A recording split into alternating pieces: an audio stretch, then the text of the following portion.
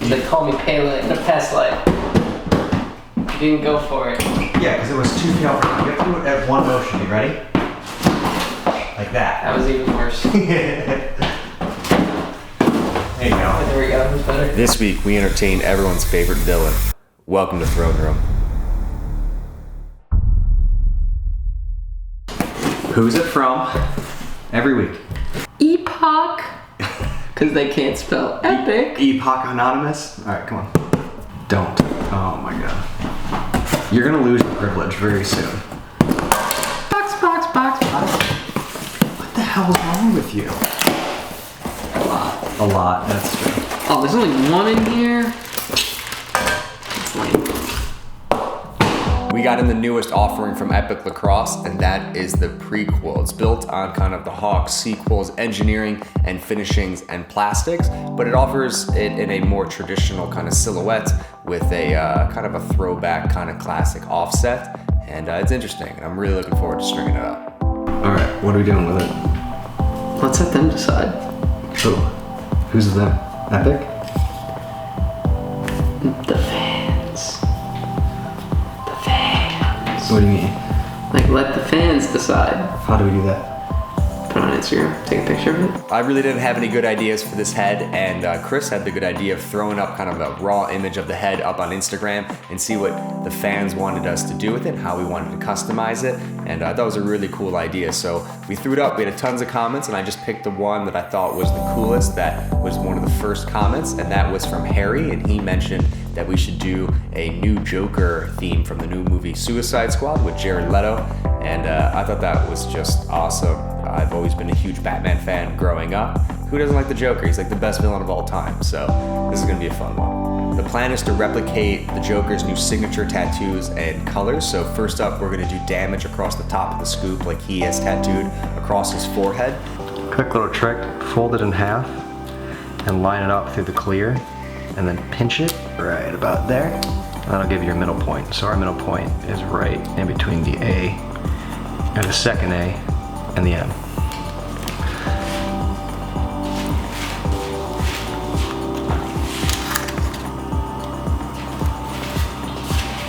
And then he's got a J tattooed underneath his left eye, kind of like a prison J tattoo. And we're gonna make that into a T, so I'm gonna remake that on the computer and put that kind of halfway down the head. I think it's gonna look pretty awesome. And then the final part, which I think is going to be my favorite, is we're gonna put a bunch of ha-ha-ha-has. He's got this really kind of crazy tattoo that's on his right chest. It was also a little bit kind of featured in Batman vs. Superman. And that's gonna go up kind of the bottom left-hand side of the head, and we're gonna do it in a bunch of crazy kind of Joker colors. All the dyeing techniques we're going to use in this project we covered in the last episode. So if you want to see how we do all this, definitely check that out. I have a link in the description below. You can hit the eye in the top right-hand corner. The artwork's all finished. Now let's get the dye ready.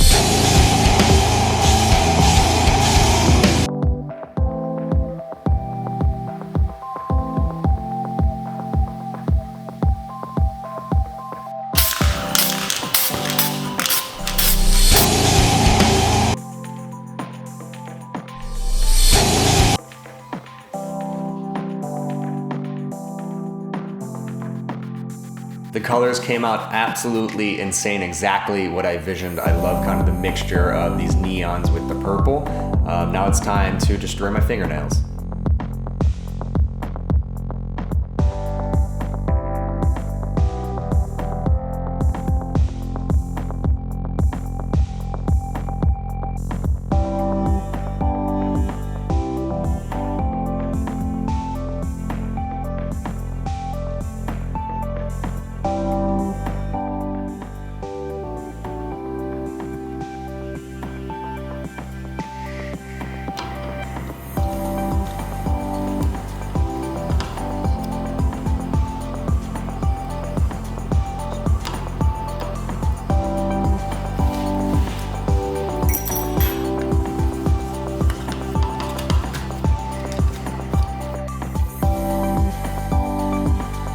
I'm going to be stringing this up with two soon-to-be released pockets. The first is the Type I. This is actually the mesh pocket I strung for the Thompson brothers for the Interlock Challenge. If you haven't checked out the Interlock Challenge, definitely do. With link in the description below. You can hit the I in the top right-hand corner.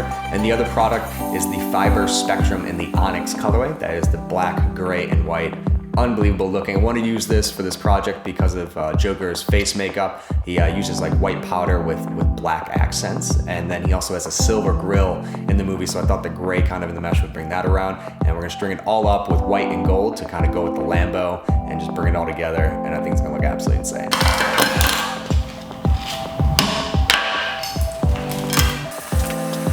I've never strung up a prequel before, and I kind of have a little method to getting the best pattern quickly.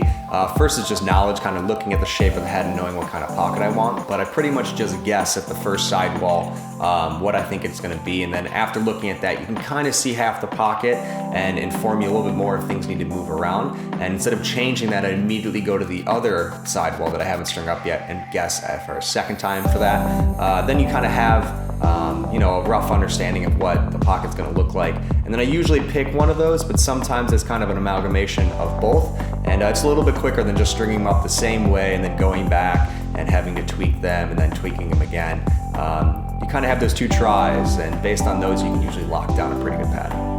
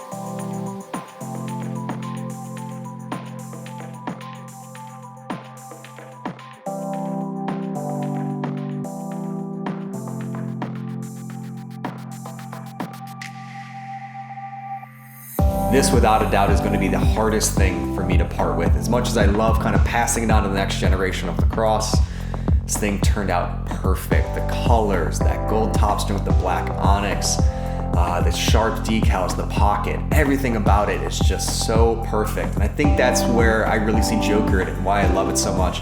It's just pure mayhem, but it's finished absolutely perfectly.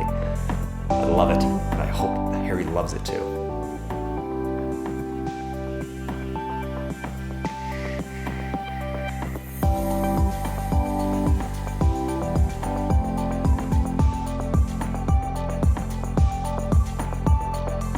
As always, let me know what you think about this project in the comments below. Chris named it Night Terror, which I think is absolutely perfect. If you want to check out some featured products that we used in the creation of Night Terror, definitely check out thronelacrosse.com or hit the eye in the top right-hand corner. Be sure to subscribe to not miss the next episode. See you soon in the throne room.